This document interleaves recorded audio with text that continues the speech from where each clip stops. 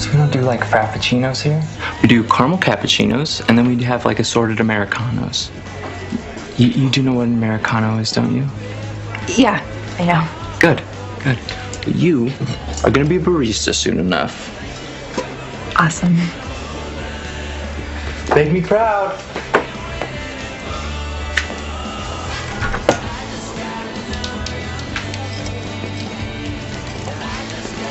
Are you Emily Fields? Yes? I called your house and your mom said that you worked here. I'm Maya's cousin, Nate. You have time to talk?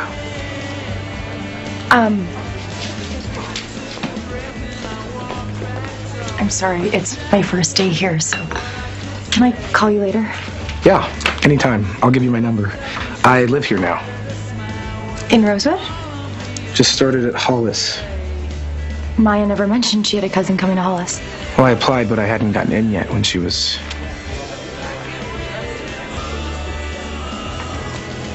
I was actually really looking forward to hanging out with her again. Hey, Emily, go time. Talk to you soon. Green tea latte drinkers.